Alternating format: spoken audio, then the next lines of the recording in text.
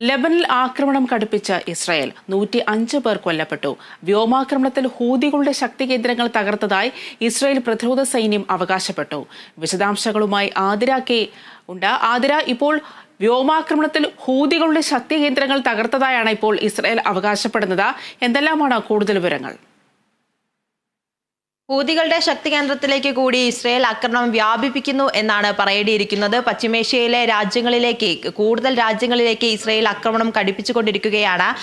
Israel ഈ യുദ്ധം തുടങ്ങിയത് അന്നു മുതൽ തന്നെ ഹമാസിനെതിരെ ആയിരുന്നു ആദ്യമായിട്ട് യുദ്ധം തുടങ്ങിയിട്ടുണ്ടായിരുന്നത്. അതായത് ഈ കാലയളവിന്റെ ഇടയിൽ നോക്കുകയാണെങ്കിൽ ഇസ്രയേൽ പശ്ചിമേഷ്യയിലെ ആദ്യം യുദ്ധം നടത്തിയത് പലസ്തീൻ ഗാസയിലെ ഹമാസിനെതിരെയായിരുന്നു. ആ യുദ്ധം 354-ാം ദിവസത്തിലേക്കാണ് കടക്കുന്നത്. ഇപ്പോഴും അവിടെ ശാന്തമായിട്ടില്ല. നിരവധി ആളുകളാണ് ആക്രമണത്തിൽ കൊല്ലപ്പെട്ട നിരവധി ആളുകളാണ് ഇപ്പോഴും ശവമായി കിടക്കുന്നത് എന്ന് നമുക്ക് പറയേണ്ടിയിരിക്കുന്നു. അത്രത്തോളം വലിയ ആഘാതം ആ യുദ്ധത്തിലുണ്ടായി. അതിനുശേഷമാണ് ഇപ്പോൾ ലെബനനിലേക്ക് വലിയ തരത്തിൽ ഒരു ആക്രമണം വ്യാപിപ്പിക്കുന്ന ഒരു സാഹചര്യം ഉണ്ടാകുന്നത്. ലെബനിലും ഇത്രത്തോളം ഈ വലിയ രീതിയിൽ ഹിസ്ബുള്ള നേതൃത്വത്തിന് എതിരെയായിരുന്നു ആക്രമണം ഉണ്ടായിരുന്നത്. ആ ആക്രമണം വ്യാപിപ്പിക്കുന്ന ഒരു സാഹചര്യത്തിലേക്ക് കടന്നു. കരമാർഗമുള്ള ഒരു യുദ്ധത്തിലേക്ക് കടക്കുമെന്നുള്ള റിപ്പോർട്ടുകൾ അടക്കം വരുന്നു. അങ്ങനെയെങ്കിൽ ആ യുദ്ധം വലിയ പ്രതിസന്ധിയിലേക്ക് എത്തുമെന്നതും തീർച്ചയാണ്. ഇപ്പോൾ വ്യോമാക്രമണമാണ് ഉണ്ടായിരിക്കുന്നത്. അതിനു പുറമെയാണ് ഇപ്പോൾ ഈ യമനിലെ ഹൂതികൾക്ക് നേരെ ആക്രമണം വ്യാപിപ്പിക്കുന്ന ഒരു സാഹചര്യത്തിലേക്ക് ഇസ്രായേൽ എത്തുന്നതെന്ന് പറയുന്നത്. ഇപ്പോൾ തുടർന്നു കഴിഞ്ഞാൽ ഈ പശ്ചിമേഷ്യയിലെ 3 രാജ്യങ്ങൾ, പലസ്തീനായാലും അതുപോലെ ലെബനിലെ ആയിക്കഴിഞ്ഞാലും അതുപോലെ ഇപ്പോൾ യമനിലേക്ക് ആയിക്കഴിഞ്ഞാൽ, ഇങ്ങനെ പശ്ചിമേഷ്യയിലെ 3 രാജ്യങ്ങളിലേക്കാണ് ഇസ്രയേൽ യുദ്ധം വ്യാപിപ്പിക്കുന്നത് എന്ന വലിയ ഗുരുതരമായ ഒരു അവസ്ഥയിലേക്കാണ് കടന്നു പോകുന്നത് എന്ന് പറയാതിരിക്കാൻ വയ്യ. നിരവധി ആളുകൾ മരിച്ചു വീഴുന്നു എന്നുള്ളതാണ്. കഴിഞ്ഞ ദിവസം ലെബനിലുണ്ടായ ആക്രമണത്തിൽ 105 പേരാണ് മരിച്ചത്. ഈ ഹൂതികൾക്കെതിരെ നടന്ന ആക്രമണത്തിൽ 4 പേർ കൊല്ലപ്പെടുകയും ചെയ്തു. അങ്ങനെ ആയിരക്കണക്കിന് മനുഷ്യർ മരിച്ചു വീഴുന്ന ഒരു യുദ്ധക്കളമായി പശ്ചിമേഷ്യ മാറുന്നു എന്നുള്ളതാണ് വാസ്തവം നടക്കുന്നത്. ഈ വ്യോമാക്രമണത്തിലാണ് ഇത്രത്തോളം വലിയ ഗുരുതരമായ ഒരു സാഹചര്യത്തിലേക്ക് നീങ്ങുന്നത്. കരമാർഗം ഇനി യുദ്ധം തുടർന്നു കഴിഞ്ഞാൽ ഈ രീതിയിലൊന്നും ആയിരിക്കില്ല നാശനഷ്ടങ്ങൾ ഉണ്ടാകുക. കനത്ത നാശനഷ്ടങ്ങളിലേക്ക് പശ്ചിമേഷ്യ കടക്കുമെന്നതും വാസ്തവമാണ്. 1982-ലെ യുദ്ധവും അങ്ങനെയായിരുന്നു. കരമാർഗം ഇസ്രായേൽ ആക്രമണം അഴിച്ചുവിട്ട് കഴിഞ്ഞാൽ വലിയ തരത്തിലുള്ള ഒരു പ്രത്യാഘാതത്തിലേക്ക് നീങ്ങും. അത് പശ്ചിമേഷ്യയിലെ രാജ്യങ്ങളെ ഇരു വിഭാഗങ്ങളിലേക്ക് നീക്കും. ഇറാനെതിരെയുള്ള ഒരു ആക്രമണത്തിലേക്കാണ് ഇതിൻ്റെയൊക്കെ നീക്കം എന്നുള്ള ഒരു റിപ്പോർട്ടുകൾ കൂടി വരുന്നുണ്ട്. അങ്ങനെയെങ്കിൽ ഈ പശ്ചിമേഷ്യയിലെ രാജ്യങ്ങൾ ഇരു വിഭാഗങ്ങളിലായി നിലകൊള്ളും.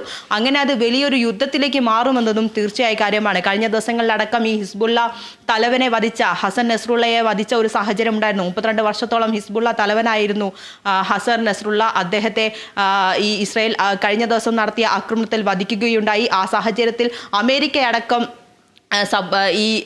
പിന്തുണയ്ക്കുന്ന ഒരു സാഹചര്യം, ഇസ്രായേലിനെ പിന്തുണയ്ക്കുന്ന ഒരു സാഹചര്യം അടക്കം നമ്മൾ കണ്ടു. കഴിഞ്ഞ ദിവസം ലെബനിൽ ആക്രമണം വ്യാപിച്ചപ്പോൾ ഇറാനിലെ ചില സായുധ സംഘടനകൾ അടക്കം ഹിസ്ബുള്ളയ്ക്ക് പിന്തുണയേകുന്ന ഒരു കാഴ്ചയുണ്ടായി. അത്തരത്തിൽ ഈ ലോകരാജ്യങ്ങളൊക്കെ ഇരു വിഭാഗങ്ങളിലേക്ക് മാറുന്ന ഒരു കാഴ്ച കൂടി നമ്മൾ കാണുകയാണ്. വരും ദിവസങ്ങളിലടക്കം ഇത് കൂടുതൽ രാജ്യങ്ങൾ ഇത്തരത്തിൽ ഈ ഹിസ്ബുള്ളയ്ക്ക് അനുകൂലമായും പ്രതികൂലമായും, ഇസ്രായേലിന് അനുകൂലമായും പ്രതികൂലമായും ഒക്കെ നിലനിൽക്കുന്ന ഒരു കാഴ്ചയിലേക്ക് പോകും. അങ്ങനെയെങ്കിൽ വലിയൊരു യുദ്ധത്തിലേക്ക് പശ്ചിമേഷ്യ മാറുമെന്നതും സംശയമില്ല. ഇപ്പോൾ ഈ യമനിലേക്ക് കൂടി യുദ്ധം വ്യാപിപ്പിച്ചതോടെ വലിയ തരത്തിലുള്ള ഒരു സംഘർഷാവസ്ഥയിലേക്ക് നീങ്ങുന്നു എന്ന് വേണം പറയാൻ. എത്രത്തോളം നമ്മൾ യുദ്ധം നടക്കുന്നു, അല്ലെങ്കിൽ ഈ ഓരോ ഹിസ്ബുള്ള ആയി കഴിഞ്ഞാലും ഹമാസ് ആയി കഴിഞ്ഞാലും അതുപോലെ തന്നെ ഇപ്പോൾ ഈ ഹൂതികൾക്ക് നേരെ ഇത്തരത്തിൽ ആളുകളെ കേന്ദ്രീകരിച്ചാണ് ആക്രമണം നടത്തുന്നതെങ്കിൽ പോലും ഈ വലിയ തരത്തിൽ കുട്ടികളടക്കമുള്ള, സ്ത്രീകൾ ഉൾപ്പെടെയുള്ള നിരവധി മനുഷ്യരാണ് മരിച്ചു വീഴുന്നത്. അത്രത്തോളം നടന്നു പോകുമ്പോഴൊക്കെ ഈ ആക്രമണം നടക്കുന്ന ഒരു സാഹചര്യം, ആളുകൾ നടന്നു പോകുന്ന വഴിയിലൂടെ ആക്രമണം നടത്തുന്ന സാഹചര്യം, ഇത്തരത്തിൽ ഒരു സാധാരണ മനുഷ്യരടക്കം മരിച്ചു വീഴുന്ന ഒരു സാഹചര്യത്തിലേക്ക് ഈ രാജ്യങ്ങളിലൊക്കെ കാഴ്ചയാണ് നീങ്ങുന്നതാണ് ഏറ്റവും സങ്കടകരമായ കാര്യമെന്ന് പറയുന്നത്. സ്ത്രീകൾ ഉൾപ്പെടെ, കുട്ടികൾ ഉൾപ്പെടെയുള്ള ആളുകൾ, ലക്ഷക്കണക്കിന് ആളുകൾ മരിച്ചു വീഴുന്ന ഒരു കാഴ്ച അത് ഹമാസിൽ നമ്മൾ കണ്ടതാണ്. ആ രീതിയിലേക്ക് പോകുമോ എന്ന് തന്നെയാണ് ഇപ്പോൾ ഭയക്കുന്നത്. ഈ ആക്രമണം തുടർന്നാൽ, ഹിസ്ബുള്ളയ്ക്കെതിരെയുള്ള ആക്രമണം തുടർന്ന് ലെബനിലെ ബെക്ക താഴ്വരയിലേക്ക് അടക്കം യുദ്ധം വ്യാപിപ്പിച്ചു എന്നാണ് ഇസ്രായേൽ പറയുന്നത്. അതുപോലെ തന്നെ ഹിസ്ബുള്ള കമാൻഡറിനെ അടക്കം വധിച്ചു എന്ന് ഇസ്രായേൽ സ്ഥിരീകരിക്കുന്നുണ്ട്. അക്കാര്യത്തിൽ ഒരു സ്ഥിരീകരണം വന്നിട്ടില്ല. ഇസ്രായേൽ വ്യക്തമാക്കുന്നത് കമാൻഡർ അടക്കം വധിച്ചു എന്ന് പറയുന്നുണ്ട്. ഈ ഹിസ്ബുള്ള തലവൻ ഹസൻ നസ്രുള്ള വധിച്ചു എന്ന കാര്യത്തിൽ ഇപ്പോൾ സ്ഥിരീകരണം വന്നിട്ടുണ്ട്. അങ്ങനെ അത്രത്തോളം ഈ കേന്ദ്രങ്ങളെ ഉന്നമിട്ട് ആക്രമിക്കുമ്പോൾ പോലും സാധാരണ മനുഷ്യർ ഈ രാജ്യങ്ങളിലൊക്കെ മരിച്ചു വീഴുന്നു എന്നുള്ളതും ഒരു വാസ്തവമായ കാര്യമാണ്. നിലവിൽ ഇസ്രയേലിലെ ഒരു വിമാനത്താവളത്തിലേക്ക് ഹൂതികൾ നടത്തിയ ഒരു ആക്രമണമാണ് ഈ ഹൂതികൾക്കെതിരെ ഒരു ആക്രമണം അഴിച്ചുവിടാൻ ഇസ്രയേലിനെ പ്രകോപിപ്പിച്ചത്. ഈ യമനിലെ റാസ് ഈസ ഹൊദൈദ തുറമുഖം എന്നിടങ്ങളിലാണ് ഇസ്രയേൽ ഇപ്പോൾ ആക്രമണം ശക്തമാക്കിയിട്ടുള്ളത്. ഇവിടുത്തെ വൈദ്യുതി നിലയങ്ങളിലാണ് വ്യോമാക്രമണം കടുപ്പിച്ചിരിക്കുന്നത്. പക്ഷേ കരമാർഗമായ ഒരു യുദ്ധത്തിലേക്ക് കടന്നു കഴിഞ്ഞാൽ നിരവധി ജീവനുകൾ ഇനിയും പൊലിയുമെന്നതിലും തർക്കമില്ല. ബെൻഗുരിയോൻ വിമാനത്താവളമാണ് കഴിഞ്ഞ ദിവസം ഈ ഹൂതികൾ ഇസ്രായേലിലെ ബെൻഗുരിയോൻ വിമാനത്താവളമാണ് ഹൂതികൾ ആക്രമിച്ചത്. ഇതിൻ്റെ ഒരു പിന്നാലെയാണ് ഇസ്രയേലിൻ്റെ ഒരു തിരിച്ചടി ഉണ്ടായിരിക്കുന്നത്.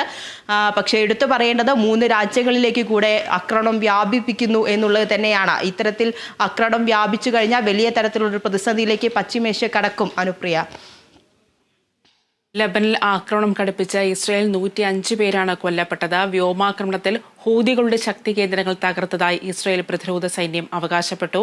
വിശദാംശങ്ങളാണ് ആദ്യം നൽകിയത്.